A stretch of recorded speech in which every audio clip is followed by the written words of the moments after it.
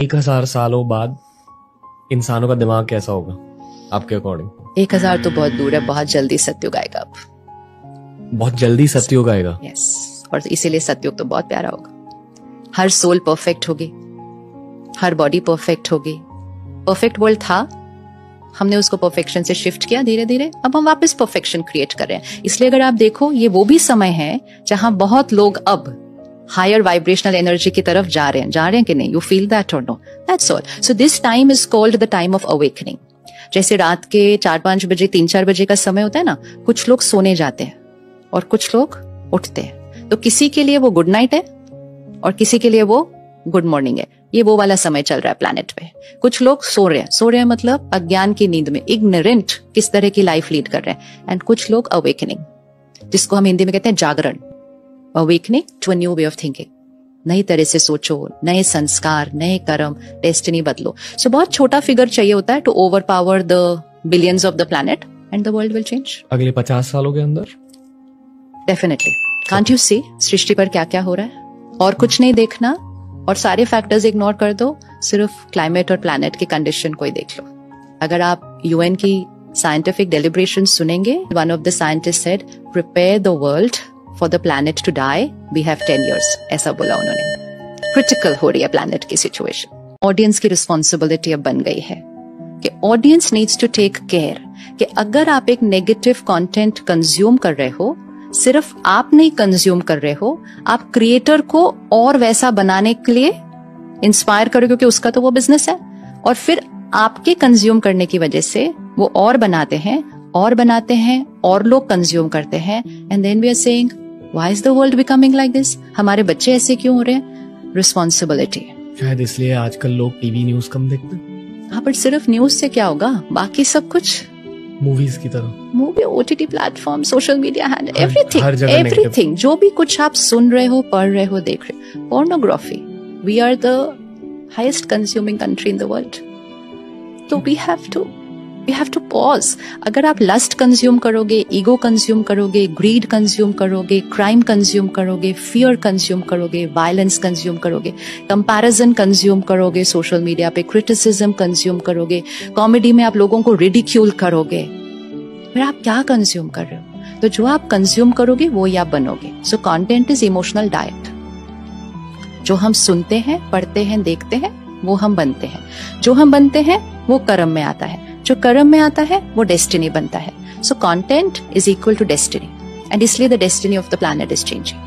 Content, that is the power of content. ऐसे ही नहीं कहा गया था कि मीडिया पावर है। 30 is the age of your body. आपकी क्या एज है? सोल की? हाँ। I would like to believe कि millions of years old So है। ageless, okay. क्योंकि वो कभी मरता नहीं है। आत्मा अजर अमर अविनाशी, इटर्नल है ना, एनर्जी है। तो 30 years पहले आप कहाँ होंगे? एक और कॉस्ट्यूम है। हमें नहीं पता कि उस कॉस्ट्यूम में आप कौन सा रोल प्ले कर रहे थे, आपकी फैमिली कौन सी थी, आप कौन से देश में थे, आप कौन से शहर में थे, आप कौन से सिनारियोज में थे, आप कौन से सिचुएशंस में थे। उस सब की वजह से ना आपके यहाँ बहुत सारे संस्कार रिकॉर्ड हुए हैं, बहुत सारे कर्म बने हैं। आप कई सोल्स के साथ बहुत क्लोज इंटरेक्शन में आए होंगे, उनके साथ आपके कार्मिक अकाउंट्स बने हैं। इससे पहले आप एक अलग कॉस्ट्यूम में थे, लेट्स से फॉर 100 years। उससे पहले आप एक और कॉस्ट्यूम में थे फॉर 100 years। ऐसे करते करते you have come on a very long journey. अब जो आप हैं ना, आप सिर्फ ये नहीं है, आप ये हैं। ये तो सिर्फ आपने अक्वायर किया है। तो आपके पास यहाँ बहुत सारी लाइफ टाइम्स की रिकॉर्डिंग्स है। अब suppose I am an adult today, we call it adult body, but मेरी लाइफ में बहुत स्ट्रेस है, बहुत टेंशन है, बहुत एग्जाइटी है, और ऐसे करते करते मैंने 70-80 साल इस शरीर में जिए। मुझ आत्मा ने शरीर छोड़ा, तो isn't fear and anxiety travelling with me? वो तो मेरे संस्कार में है ऑलरेडी, और मैं उस संस्कारों के साथ गर्भ में प्रवेश किया। आप अगर अपने वूम्ब के टाइप में जाएंगे और अपनी मम्मी से जाकर पूछेंगे कि जब मैं आपके वूम्ब में था आपकी लाइफ कैसी चल रही थी, were you okay, was there anything happening in your life, did you go through any emotional fear और this? If your mother had gone through that, you would have 99% got that संस्कार। तो वो 9 महीने emotionally बहुत powerful होते हैं for the soul in the womb. तो अब आप देखो, एक मेरा पास्ट लाइफ, फिर मेरा वोम्ब एक्सपीरियंस, और फिर अब मैं 5 साल का बच्चा हूं तो आप बोलते हो मेरे को एंग्जाइटी क्यों होती है? क्योंकि मेरे मम्मी पापा को हो रही थी उस 9 महीने में।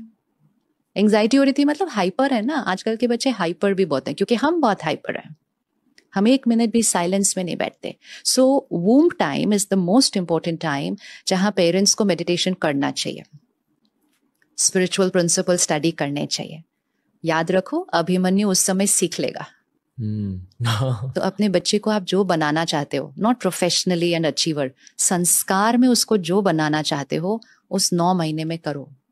योगा करो, मेडिटेशन करो, सुबह जल्दी उठो, रात को जल्दी सो, सात्विक खाना खाओ, ये सब आप अभी करो। 9 months investment, you are laying down a very strong foundation for the child.